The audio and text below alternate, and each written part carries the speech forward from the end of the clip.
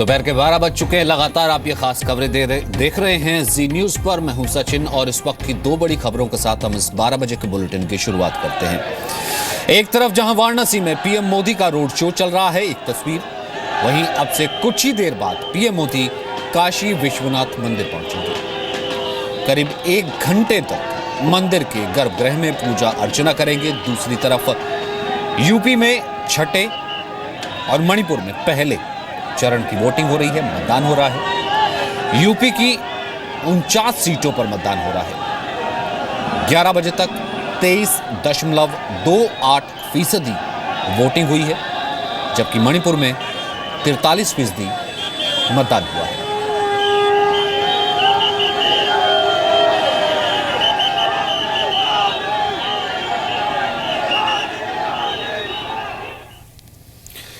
PM Modi के road show में केंद्र सरकार के कई मंत्री भी मौजूद हैं। जी मीडिया संवाददाता अमित सिंह ने केंद्रीय मंत्री अनुप्रिया पटेल से बातचीत की। प्रधानमंत्री जी का रोड शो शुरू हो चुका है। रोड शो को समर्थन देने के लिए केंद्रीय मंत्री अनुप्रिया पटेल जी भी यहां पहुंची हुई हैं। अनुप्रिया जी, विपक्षी कह रहे हैं कि पूरी की पूरी सरकार बनारस में आप लोगों ने उतार दी, उनके आरोप पर क्या कहेंगे? अरे विपक्षियों को घबराहट हो रही है क्या? हमें पता है केंद्र सरकार के लोगों को देखकर विपक्षियों को डर लगता है। ये जो रोड शो हो रहा है, अनुप्रिया जी, अनुप्रिया जी, इस रोड शो का क्या असर आप देख रही हैं? देखिए, इसका असर नहीं है, बल्कि ये रोड शो अपने आप में एक बहुत बड़ा संकेत है। काशी की जनता जिस तरीके से यहाँ पर उमड़ी हुई है, आपको संकेत मिल गया होगा कि 11 मार्च को राहुल जी जिस भूकंप को बुला रहे थे वो आने वाला है, और उस भूकंप के झटके भी राहुल जी को, सैफई के राजकुमार को और बुआ जी को लगने जा रहे हैं। अनुप्रिया पटेल जी का कहना है कि विपक्षी घबरा गए हैं, सड़कों पर जो भीड़ उमड़ी है उससे माहौल बन चुका है। काशी की जनता ने संकेत दे दिया है। तो अनुप्रिया पटेल तो ये कहती हुई अपने दल की कि जिस भूकंप का जिक्र राहुल गांधी कर रहे थे, वो भूकंप तो इस भीड़ को जरा देख लीजिए, भूकंप वैसे ही आ जाएगा। 11 तारीख को उसके नतीजे आ जाएंगे। खैर, 11 तारीख का जिक्र आया तो 11 तारीख के बारे में भी आपको बता दें कि जी न्यूज पर सबसे पहले सबसे सटीक नतीजे सुबह 6 बजे से आप देखिएगा। 11 तारीख को अभी एक चरण की वोटिंग बाकी है, फिर उसके बाद उत्तर प्रदेश बाकी 4 राज्यों के साथ, यानी कि कुल 5 राज्य गवाही दे देंगे। और इस वक्त ये जहां पर नजर दौड़ाइए सिर्फ सिर ही सिर नजर आ रहे हैं। छोटी छोटी सड़कें, संकरी गलियां, और इस बीच से एक काफिला निकलता हुआ। और हमारे संवाददाता बखूबी इस बात का श्रेय जो है वो सिक्योरिटी एजेंसीज को दे रहे थे। और ज़रूरी भी है कि ऐसी गलियों से जहां निकलना खुद अकेला मुश्किल हो जाता है, वहां से पीएम भी निकल रहे हैं, और गाड़ियां, काफिले, बाइक्स का रेला है। और फिर ऐसे में सुरक्षा की गारंटी भी लेना, क्योंकि सुरक्षा की जब तक गारंटी नहीं होती है, हम आपको बताएं कि इस तरह की रैलीज या इस तरह के रोड शोज़ की इजाज़त ही नहीं देती है एसपीजीज या बाकी एजेंसियाँ। तो एक प्रॉपर कोऑर्डिनेशन भी हम ये कह सकते हैं। इन मायनों में तो कम से कम अपनी एजेंसीज की तारीफ करनी पड़ेगी कि अमूमन आप चले जाइए 80 रोड की तरफ या 80 घाट तक जाना हो, आप खड़े हो जाइए, भीड़ अपने आप आपको ले जाती है। अमूमन इतनी भीड़ होती है और ऐसे मैनेज। हाँ, निश्चित रूप से देखिए कि थ्रेट परसेप्शन प्राइम मिनिस्टर को हमेशा होता है, खासतौर पर मोदी जी को। और ये देखिए बहुत रिस्क है, बहुत खतरा है। और जिस तरह की गलियाँ हैं, और न केवल मैं बनारस गया हूँ, मैं उन गलियों में कई जगह घुमा हूँ। मकान किस तरह से पुराने मकान हैं, उनकी छतों पर भी लोग बालकनियों से लटक के लोग देख रहे हैं। तो मुझे लग रहा है कि बहुत खतरे की स्थिति है। सौभाग्य से सब कुछ अभी ठीक ठाक चल रहा है, लेकिन ये भी एक प्रधानमंत्री ने खतरा मोल लिया है, जिस तरह से वो देख रहे हैं कि गलियों में जा रहे हैं, रोड शो कर रहे हैं। और यही नहीं, रोड शो बाकी लोग भी करने वाले हैं। और सारा केंद्रित हो गया, सारा चुनाव प्रचार यही जो मैंने एक मनोवैज्ञानिक युद्ध में तब्दील हो गया। और ये ऐसा लग रहा है कि ये युद्ध जो है रोड शो के जरिए मनोवैज्ञानिक लड़ाई के तौर पर वोटर्स को मोबिलाइज करना, नेक टू नेक फाइट। और इस नेक टू नेक फाइट के का ही ये की मजबूरी है कि प्रधानमंत्री को तमाम खतरों को देखते हुए इस तरह के रोड शो में शामिल होना पड़ा है। मुझे याद नहीं है, मैं 8-10 प्रधानमंत्रियों का चुनाव कवर किया मैंने, उनके साथ घूमा हूँ। मैंने ऐसा रोड शो, इन गलियों का रोड शो आज तक नहीं देखा है। इससे ये लड़ाई, उत्तर प्रदेश की जो लड़ाई है उसकी तीव्रता का अंदाज़ा लगता है, उसकी फाइट का अंदाज़ा लगता है, उसकी खतरनाक स्थितियों का अंदाज़ा लगता है, उसकी और इंटेंसिटी का भी अंदाजा लगता है कि कितनी और मुझे तो यह है कि समाजवादी पार्टी का जो जलसा दूसरी जगह तरफ से आने वाला है, कहीं आमना सामना हो जाए और कोई इस तरह से अनोनी गया। वो छोटा एक जलसा था, हम आपको बताएं, वो जो आया था वो एक छोटा जलसा था। वो जो दूसरा रोड शो रखा गया है अखिलेश और राहुल वाला, वो तो 1:30 बजे के बाद और बहन मायावती की भी बनारस के बाहर एक बड़ी भारी रैली होने वाली है। वो भी शायद वहाँ भी तैयारियां चल रही है। तो ये साउंड बाइट हम सुनवा देते हैं दर्शकों को, क्योंकि यहाँ से अब कुछ ही देर में पहुंचने वाले हैं काशी विश्वनाथ मंदिर, तो वहाँ पूजा अर्चना करनी है। काशी विश्वनाथ मंदिर के मुख्य पुजारी हैं, उन्होंने इस पूरे कार्यक्रम के बारे में जानकारी दी है, कोई सुनते हैं।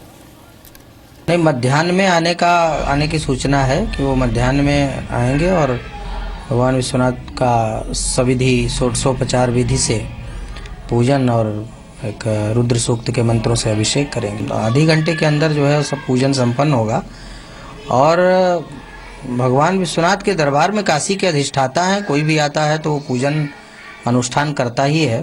और भगवान विश्वनाथ के दरबार में किसी भी कार्य का आरंभ शनिवार को और समापन मंगलवार को बड़ा शुभ माना जाता है। तो भगवान विश्वनाथ के दरबार में आने पर निश्चित रूप से समस्त कामनाओं की पूर्ति भी होती है और जो भी व्यक्ति आता है वो वहाँ से यशोवर्धन प्राप्त करता है। और इस बीच ये लेटेस्ट तस्वीरें पीएम मोदी के काफिले की, हमारे साथ आरपी सिंह हमारे नए मेहमान बीजेपी के प्रवक्ता जुड़ रहे हैं, साथ ही साथ अभय दुबे मौजूद हैं, पहले से ही कांग्रेस के प्रवक्ता, कांग्रेस के स्पोक पर्सन, और लगातार स्टूडियो में हमारे साथ सुबह से बने हुए हैं उमाकांत लखेड़ा जी। विशाल पांडे का रुख करना चाहूँगा, विशाल हमारे साथ वाराणसी से मौजूद है। विशाल, जिसका जिक्र उमाकांत जी कर रहे थे, कम से कम इन तस्वीरों से एक मनोवैज्ञानिक दबाव तो अब आने वाले एक दूसरे रोड शो पर भी हो जाएगा कि इतनी भीड़ इस रोड शो में है। तो बिल्कुल सचिन, मनोवैज्ञानिक तौर पे ये दबाव जरूर बढ़ेगा अखिलेश राहुल पर भी, तो उसके रोड शो में कितनी भीड़ आती है, क्योंकि बीएचयू से ये रोड शो प्रधानमंत्री का शुरू हुआ है, फिलहाल 80 घाट तक पहुंच चुका है और हम इसके साथ साथ लगातार चल रहे हैं। यहाँ पर देख रहे हैं कि भीड़ जैसी बीएचयू से शुरू हुई थी वही पूरे रास्ते में है। कहीं हमें भीड़ की कमी फिलहाल यहाँ नहीं दिखाई पड़ी है। कुछ स्कूली छात्र छात्राएं भी यहाँ पर हैं जो कि अपने हाथ में फूल माला लेकर यहाँ पर खड़े हुए हैं, जो कि हर कोई ये चाहता है कि पीएम मोदी के फूलों से उनका स्वागत करे। और इसके अलावा यहाँ पर शस्त्र लेकर कुछ लोग प्रधानमंत्री नरेंद्र मोदी के काफिले के आगे आगे चल रहे हैं और ये कह सकते हैं कि एक ये मेगा रोड शो प्रधानमंत्री का है बनारस में, जहाँ से ये मैसेज देना चाहते हैं कि बनारस मेरा संसदीय क्षेत्र है। मैं भले यहाँ सवाल उठ रहे थे, कितने लोग क्यों रुक रहे हैं, पर आज बनारस आके कम से कम ये बताना चाह रहे हैं अपने दोस्तों के जरिए बनारस में जो बीजेपी का चार्ज था वो अभी भी बरकरार है। ये मैसेज देना जरूर चाहती है दोस्तों के जरिए। और दूसरी तरफ सबसे बड़ा जो आपने सवाल किया मनोवैज्ञानिक तौर पर दबाव। अच्छा विशाल, इस वक्त कहाँ पहुंचे पीएम का काफिला और पीएम की गाड़ी कहाँ पहुंची है और कितनी दूर है, कितनी पीछे है काशी विश्वनाथ से? देखिए सचिन, यहाँ पर अगर हम देख पा रहे हैं प्रधानमंत्री तो इस वक्त वो 80-60 चौराहे पर पहुंचे हैं, जहाँ से काशी विश्वनाथ मंदिर ज्यादा दूर नहीं है, थोड़ी दूर है, लेकिन जो अनुमान था कि वो आधे घंटे और 1 घंटे में पहुंच जाएंगे, वो अनुमान फिलहाल नहीं लग रहा है कि वो आने वाले आधे घंटे 45 मिनट में भी काशी विश्वनाथ मंदिर पहुंच पाएंगे। क्योंकि मैं जहां तक देख पा रहा हूँ 80 घाट चौराहे से दूरी ज्यादा नहीं है विश्वनाथ मंदिर की, लेकिन भीड़ इतनी ज्यादा है कि लोग उनके आगे पैदल चल रहे हैं, उनके आगे मोटरसाइकिल चल रही हैं जिसपे बीजेपी के कार्यकर्ता मौजूद है। इसके अलावा दोनों तरफ दुकानों में और घरों में लोग मौजूद हैं और हर कोई यहाँ पर प्रधानमंत्री को एक बार देख लेना चाहता है, अपने कैमरे में कैद कर लेना चाहता है। मैं देख पा रहा हूँ कि प्रधानमंत्री का काफिला घाट चौराहे से आगे बढ़ा सचिन फिलहाल। जी फिलहाल विशाल आपके पास हम दोबारा एक बार लौटेंगे। आरपी सिंह और अभय दुबे दोनों हमारे साथ मौजूद हैं। आरपी सिंह, जिसका जिक्र हमारे संवाददाता भी कर रहे थे और ये चुनाव में मुद्दा भी बना कि पीएम मोदी तो बाहर ही हैं, पीएम मोदी तो बाहर से आए हैं, जब उन्होंने कहा कि नहीं मैं यहीं से हूं और मुझे यहाँ गोद लिया गया है, तो ये बहुत ज़्यादा कि नहीं यहाँ यूपी के तो सिर्फ अखिलेश हैं या फिर राहुल हैं। क्या आज आपको लगता है कि इस भीड़ ने और काशी की जनता ने बता दिया कि अपना कौन है? देखिए, जब वो चुनाव वहाँ से जीत चुके हैं, वहाँ से सांसद हैं और उस कॉन्स्टिट्यूंसी को रिप्रेजेंट करते हैं, तो उसके बाद बाहरी का तो विषय रह ही नहीं जाता। और ये अब मैं अगर उस भाषा में जाऊं तो राहुल गांधी कहाँ से हैं मुझे कहना नहीं चाहिए, इस विषय में मैं लंबा नहीं खींचना चाहूँगा, परंतु विषय आप समझिए, आज का जो जनसैलाब दिख रहा है वो और स्पष्ट कर रहा है कि कौन कहाँ से है।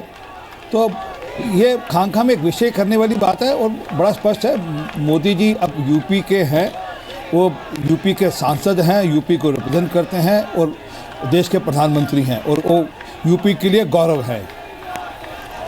और इसका जवाब मैं आबे दुबे से लूँगा कि मनोवैज्ञानिक क्या इस पर कोई दबाव पड़ता है, क्योंकि ठीक एक बैक टू बैक अगर रोड शो हो कि बीजेपी का ख़त्म होगा तो उसके बाद कांग्रेस और समाजवादी का रोड शो शुरू होगा, तो उसमें क्या भीड़ को लेकर के किस तरीके का मनोवैज्ञानिक दबाव आता है?